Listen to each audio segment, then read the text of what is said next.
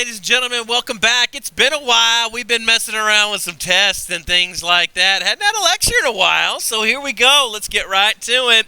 Today we're going to take a look at orbital and noble gas configurations. These, I'm working under the assumption at this point that you know how to write an electron configuration.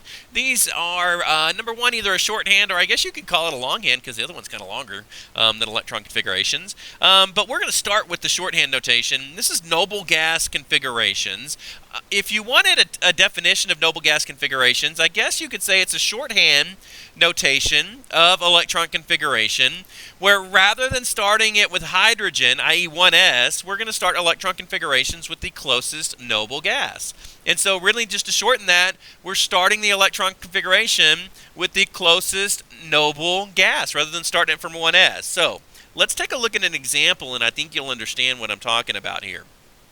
If I take a look at sodium, the electron configuration of sodium is 1s2, 2s2, 2p6, 3s1.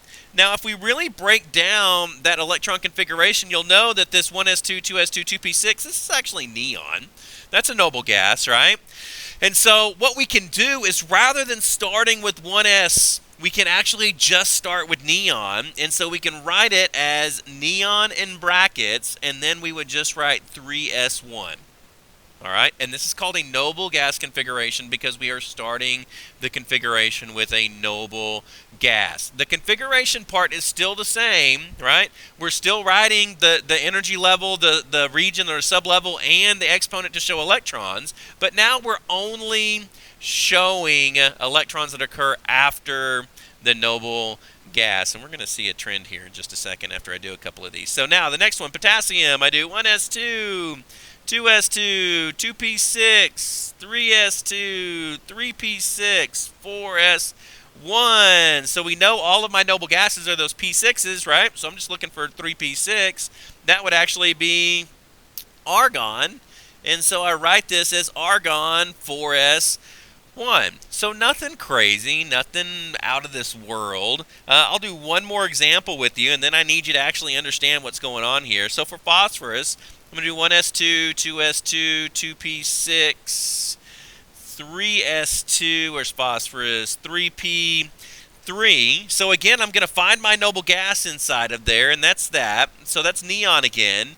And so for phosphorus, I would write neon, but now I'm going to write 3s2, 3p3. So notice I write everything after that occurs after the noble gas, and then hint, hint, notice that these are my valence electrons, and the only thing I have written over here are my valence electron, right? 4s1 is valence, I only have my valence written. 3s1 is valence, I only have my valence. So why do we use noble gas configurations?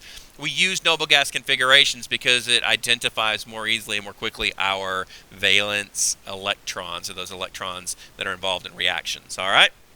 Okay, so now what we're going to do, I've erased the page, you can just keep going on yours. Now we're going to talk about orbital notation, and orbital notation actually shows the orbitals, the orbitals where the electrons are found, and shows how many electrons are in each orbital. So again, it's based on electron configuration. I'm going to start with sodium again, and just write 1s2, 2s2, 2p6, 3s1.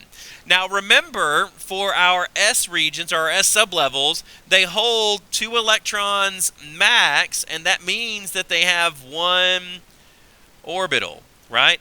Our P's, they hold 6 electrons max, and that means they have 3 orbitals, because remember, an orbital will hold a maximum of 2 electrons. It'll hold a maximum of 2 electrons, all right? And so what I do here is I'm actually going to write 1s down here, and then I'm going to write 2s, and then I'm going to write 2p. I'm going to leave a little bit of room, and then I'm going to write 3s. Now, here's where it's a little bit different, is that I'm going to start drawing some lines here, right? Each of those lines represents an orbital.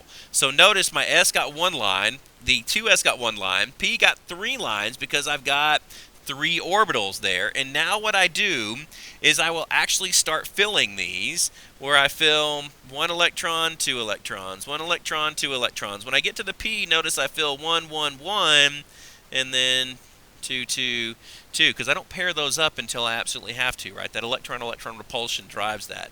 And then for 3s1, I can do that. Now, purposes of orbital notation, why do we do it this way?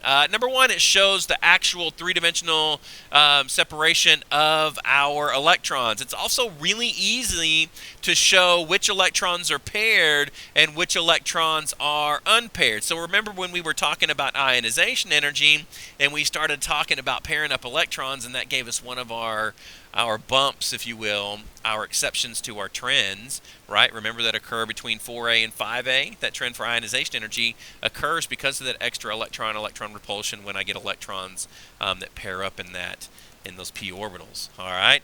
And so we'll do one more of these because, again, this isn't all that crazy. And let me do, actually, I don't want to do potassium. I'm going to do something that's got a D sublevel. So I will do chromium. I don't want to do chromium. That one gets a little crazy. How about let's do cobalt? We'll do cobalt, which is element number 27. So if I'm going to write the electron configuration, I would do 1s, 2s, 2p, 3s. And notice I'm not putting any exponents. I'm going to do orbital notation. I'll do 3p, and then I got 4s, and then over here I'm going to skip a little bit of room, and I got 3d, because I'm going to do one line, 1, 2, 3, 1, 2, 3. Those are my P's right there. And then S, and then for the D, 1, 2, 3, 4, 5. All right. So again, start placing electrons. Remember, up, up, up, down, down, down, up, down, up, up, up, down, down, down, up, down. And no, electrons do not do up, up. And then for 3D, let's see, cobalt is 3D, 1, 2, 3, 4, 5, 6, 7, 3D 7. So I'm going to do 1, 2, 3, 4, 5, 6, 7. So notice I've got 3 unpaired electrons here in that D sublevel. All right.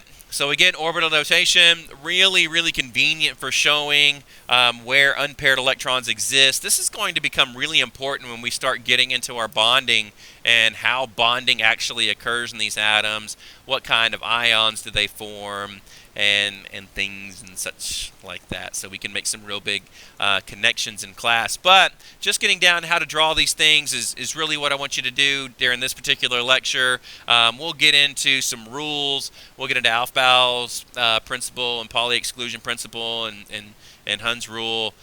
In class, we will introduce those and kind of go through what exactly they are. But just the general take electron configuration, let's be able to write noble gas and be able to write orbital notations is what I want you to get to with these lectures. All right? So hopefully you can do that. If you can't, get some questions down. Bring that stuff to class. Come to tutorials. We can get it taken care of. But I will see you in class.